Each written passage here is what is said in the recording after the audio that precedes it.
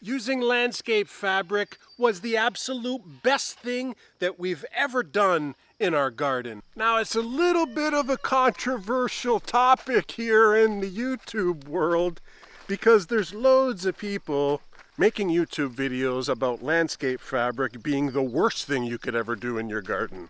And I completely disagree. But there is one caveat, okay?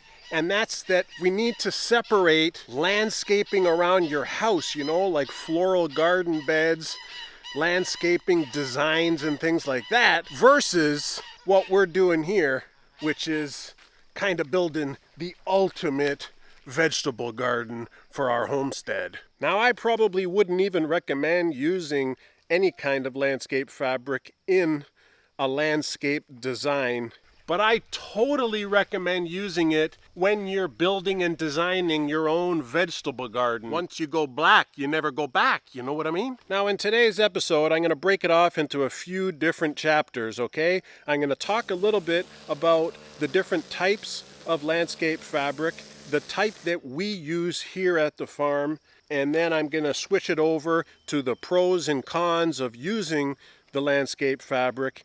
I'm going to get into do's and don'ts, and I'm also going to give you a how to install quick version lesson. Now, this stuff has been called many things. Landscape fabric is one, although this new style is not really a fabric, it's more of a plastic. It's also known as a geotextile or a weed barrier. It goes by many names, but there's also the type of fabric that's an actual fabric, not a plastic. And I don't particularly like using that stuff. I find it just disintegrates and melds into the soil over time. Whereas this black tarp stuff is made out of plastic, yes, but it lasts for a really, really long time. This is a polypropylene plastic tarp. It's also known as a geotextile, and it comes in all sorts of different widths and lengths. I typically buy the ones that are 6 feet wide, but 300-foot long rolls. I've also bought 4-foot and 2-foot, depending on what use I have. This particular brand name is from Amazon. It's by Vivor, and it's quite common on Amazon. It's a 3.2 ounce thickness, so it's not the best, but it's not the cheapest. Now, this polypropylene landscape fabric has a high permeability and high breathability, meaning it has great water penetration. There's going to be no puddling, even though your land may not be completely level. It's just going to soak through the fabric, so it still allows the soil to get some moisture and to breathe. And to be honest, I haven't noticed any degradation from the UV rays. One of my viewers mentioned that. And to be honest, I mean, we're 4 years into using this stuff, and I have not noticed any kind of deterioration due to the sun. Now, this particular garden is 5,000 square feet. It's about 50 feet by 100 feet, and we're almost finished covering the entire floor portion of the garden in this geotextile. It's taken us some time because we've been working on it over the course of a few years. But it's absolutely the #1 best thing that we've ever done in our garden, I'm telling you. Reason being is that my wife and I lead super busy lives, and we don't really have a lot of free time to do weeding. Nobody likes to do weeding. Nobody likes to sit there and pick at the weeds only to get frustrated when the weeds keep growing back. And I built this garden for my wife, really. I dabble in it, but this is her domain on our farm. And the first year that we built this garden, we didn't use this landscape fabric. We didn't use the raised bed technique. And guess what? It was an utter disaster. We ended up abandoning the garden because my wife was just at her wit's end. She's pulling her hair out. What am I going to do? This is an 8-hour-a-day, everyday job to eliminate the grasses and the weeds. So that's why, believe me when I tell you that using the landscape fabric will make your gardening experience on a day-to-day basis far more enjoyable. And I feel like that's the #1 most important thing for my wife, is she was not enjoying her gardening in that first year, and she just kind of lost interest and gave up. 4 years ago, we've been implementing this geotextile. She loves the garden. She enjoys the garden. Yes, the landscape fabric is not an everything type solution. You're still going to get weeds here and there, but it's like 99% prevented using this black tarp. Now, when you're talking vegetable gardening using the raised bed system, very specifically, I don't think you can go wrong with this geotextile. It keeps your garden clean and organized. It stops and prevents weed growth and grass growth, and it absolutely makes your gardening experience more enjoyable. If we're talking about cons specifically, obviously you need to buy the landscape fabric. You need to buy some kind of spike or staple to install it, and you need to actually prepare the land and do all the work to install it. That's the only con that I can think of, and that's just based on our experience over the 4 years of using it. Now let me just tell you a little bit about my opinion on the best practice to install this stuff. You definitely have to prepare whatever area you want to do.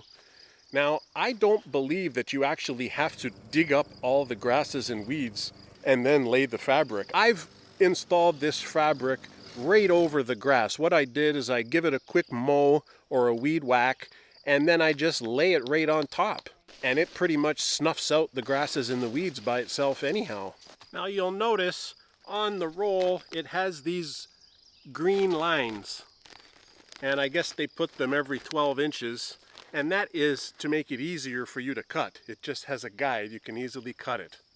But there's a trick to actually cutting it to size. I highly recommend using some kind of a torch to actually burn the cuts.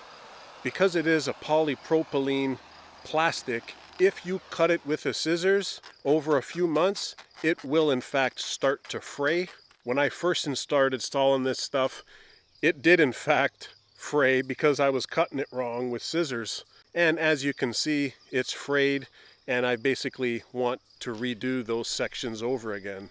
And then once you've laid out your fabric wherever you want it to go, you have to hold it down with something. Now, I've used two different things over the years. One of them is this landscape staple. It's 6 inches in length, and it's like so. You can get them again off Amazon. You can get them in your local hardware store or nursery. But I like using these things. It's our 6-inch plastic landscape spikes, and it has a big fat head on it so the fabric can't pull back through. It actually has little tiny barbs which prevent it from pulling back out, and it's really helpful when installing this stuff, I think. Another thing I'd recommend when installing this from scratch in a brand new garden is that you lay out this fabric everywhere over your garden, over the entire space, and then build or buy your raised beds and put them directly on top of the geotextile. Now, I've done both methods. In the early days, before I knew what I was doing, I built my beds, I put cardboard, and then I put the landscape fabric in and around my beds, thinking, okay, I'm going to use less landscape fabric. But that was a big mistake, so since then, I've not done it that way. I've basically put the landscape tarp, see in this section right here, right? There's a big section here, I can add 3 more beds, and I've just laid the tarp. I'm not fooling around trying to skimp.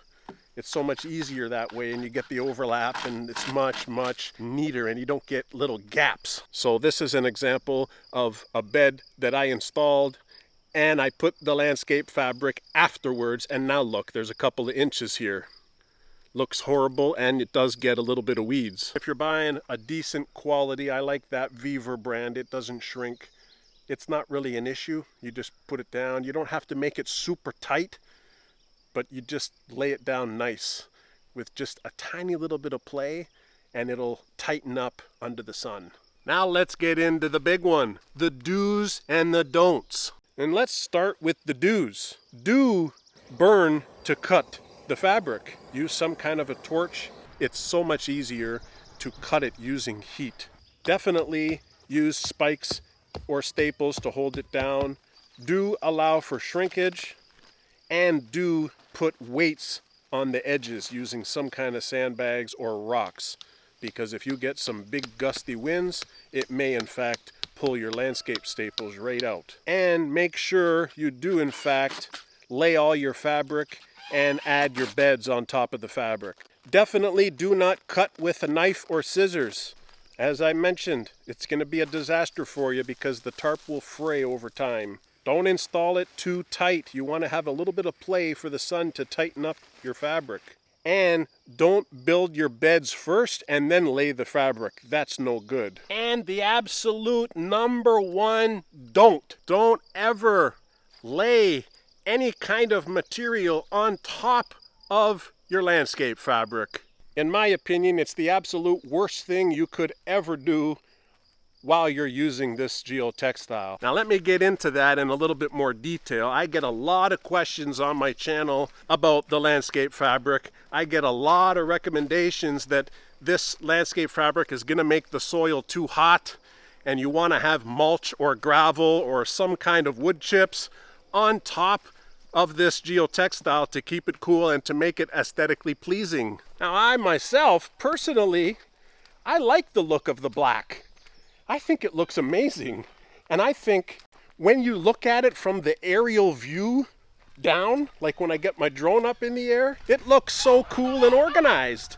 But that may be not everyone's personal opinion.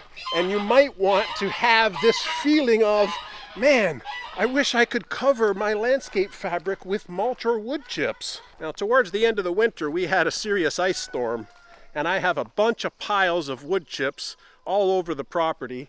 This is basically 1 month old, and you can see how beautiful the wood chips are. Look at that. According to some people, this would look really good sitting on top of the landscape fabric. Sorry about all the crowing. Big Red wants out.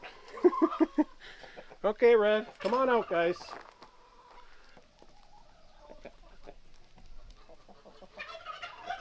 Now, tucked away over here is my old wood chip pile. Those wood chips right there are 3 years old, maybe? Now, just take a look and see how it is after 3 years. Look at that. It kind of looks like it's turning into some soil, eh? And that's what's important.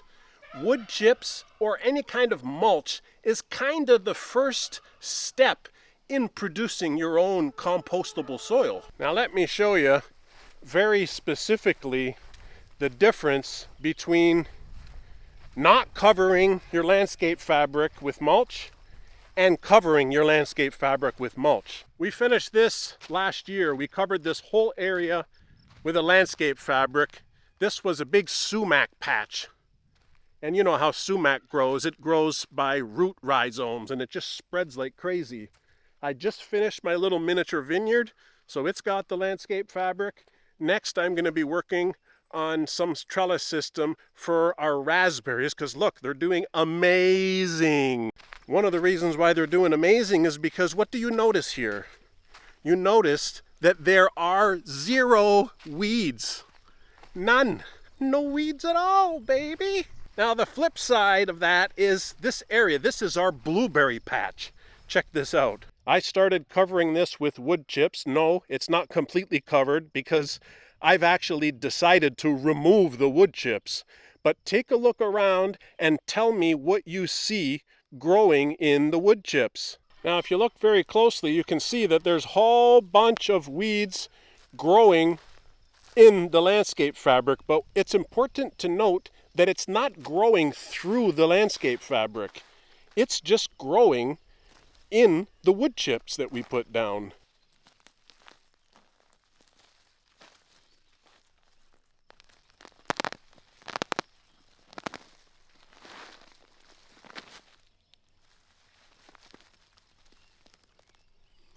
You see how the roots have somehow managed to grow inside the wood chips. Look how flat it is.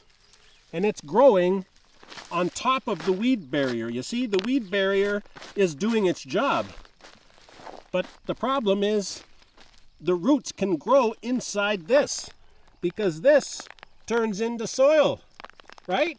Look at that. It's turning into soil as we speak. So that's my biggest don't ever do. Do not do what I did and cover your landscape fabric with any kind of mulch or wood chips, because now I have all this labor to do to remove it. And it all comes down to the fact that I don't want to do the work. My wife doesn't want to do the work. And that's the whole idea behind this landscape fabric for us personally. If you work for a living and you're trying to live a homestead type lifestyle and grow some of your own food and vegetables and whatnot, in my opinion, you don't have time to be fooling around with weeds. So this black tarp geotextile landscape fabric weed barrier polypropylene plastic layer is the absolute best thing for you and your vegetable garden. Well, anyways, guys, really do appreciate you watching. Thanks for listening to me, and hopefully it helps you in your decision making while you're building your dream garden. You guys take care. Thanks for watching. And if you want to watch a little bit more about our farm and what we do here on the Hidden Spring Farm YouTube channel, you can watch this video that's up on the screen. It's a very recent video, and it basically showcases small farm life here in Canada. We have a bunch of different critters and pets and animals here on the farm. We've implemented a bunch of different farm type systems, and we have a lot of fun. So subscribe if you dare.